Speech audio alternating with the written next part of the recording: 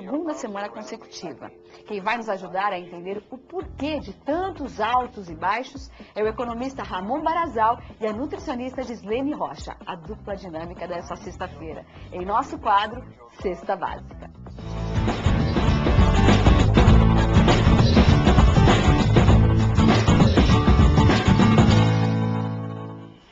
Uma ótima sexta-feira 13. Para nós todos. Com muita sorte, hein, gente? Eu queria dizer o seguinte, quem está em casa nos assistindo é gente que tem muita sorte na sexta-feira. Não é verdade? O simples fato de assistir a Revista Mais já significa que tem sorte realmente. É verdade. Tudo bom, Ramon? Tudo bem, tudo bem. Então, tudo bem, gente? Sim, tudo bem. Boa tarde. Um pouquinho rouca hoje, mas tudo bem. É de tanto trabalhar, né? É bastante, de tanta informação, de tanto falar. É. E olha, gente, se você tiver também alguma dúvida sobre a sua cesta básica, entre em contato conosco, tire suas dúvidas e também automaticamente você também já concorre a prêmios, esse kit de carnaval que eu falei. Fique à vontade. Se quer saber qual produto você gostaria de comprar e não sabe como comprar, também tem essas questões, né? Sim. Esses detalhes que também fazem a diferença na hora da compra. Você sabe que, por falar nisso, essa semana eu troquei, gente, a feira pela Chrysler. Fui eu fazer compras para minha casa, aqui na Chrysler de Santo André. E aí pesquisei algumas coisas e eu queria até comentar agora com o Ramon sobre isso. Na feira, Ramon, os produtos hidropônicos são sempre caros, são sempre mais caros que os normais. E por coincidência, ou até por sorte talvez, porque eu considero o produto hidropônico um ótimo produto de qualidade, na Chrysler estava mais barato. O que acontece aí é o seguinte, quando você vai na Feira Livre, o vendedor da Feira Livre não tem tanto poder de barganha quanto o vendedor Chrysler, que compra em quantidades muito maiores mesmo. Né? Quer dizer, a quantidade comprada pela Chrysler significa aquela Feira Livre inteira praticamente. E, portanto, em função desse poder de barganha, a Chrysler acaba ganhando em matéria de preço desses produtos. Por isso é que você encontrou essa diferença tão grande ou tão marcante. Agora, não há dúvida, e pelo menos eu entendo que sim, que esses produtos chamados de hidropônicos são produtos de melhor qualidade, uma vez que não tem envolvimento de agrotóxico, essas coisas todas, né? E, ao que tudo indica, são de fato muito mais sadios. Pergunta a nossa querida nutricionista Gi, qual a diferença básica que isso faz na nossa cesta básica? Olha, primeiro pelo preço, uma economia que é significativa, a gente estava falando, isso possibilita que as pessoas tenham um consumo maior e sem contar que os alimentos hidropônicos, eles são muito mais nutritivos. Dentro da tabela de composição, a gente acha uma diferença muito maior nas vitaminas. Por quê? Porque eles preservam, justamente por ter sido são mais naturais, o plantio, toda essa parte, eles acabam preservando muito mais as vitaminas. Por isso, também interessante os hidropônicos, eu particularmente gosto bastante deles por causa do desperdício. Primeiro que é mais fácil da própria higienização. Segundo, que você tem um desperdício praticamente nulo, só se você não acondicionar bem, só se você não cuidar bem desses alimentos quando chegam à sua casa. Caso contrário, você tem um aproveitamento, digamos, de 99% deles.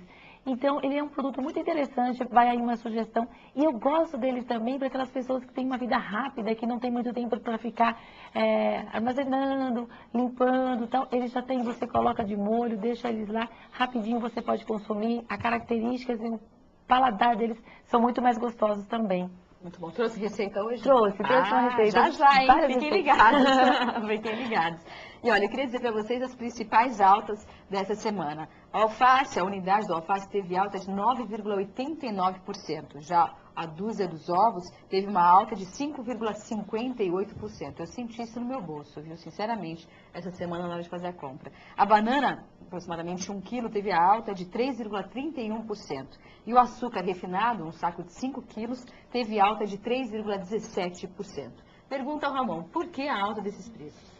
Bom, em primeiro lugar, em relação ao açúcar, isso tem a ver diretamente com a produção do interior do estado de São Paulo, Paraná, e que são os grandes produtores de cana-de-açúcar e que, na sua quase que totalidade, atualmente, estão voltando esse produto para a produção de álcool combustível. E o açúcar no mercado internacional, ele continua tendo esse crescimento de preços, principalmente a partir do final de dezembro, onde foi que o preço do açúcar acabou atingindo o menor nível no mercado internacional. Então a coisa se reverteu nesse momento. Agora, é bem possível também que as pessoas, em função disso, comecem a consumir um outro tipo de de adoçante ao invés do açúcar refinado. E o açúcar mascavo? Pois é, alguma coisa assim. Ou então simplesmente reduzirem o consumo do açúcar, até porque a Gislene já nos ensinou aqui que muito açúcar acaba fazendo mal para a nossa saúde. E as pessoas às vezes exageram. Ontem mesmo eu fui tomar um café e a pessoa tinha preparado o café já com açúcar e depois eu joguei uma colher de açúcar. Às vezes ficou uma... Aí ficou açúcar com sal, com açúcar com café. E o resultado final foi açúcar na pia.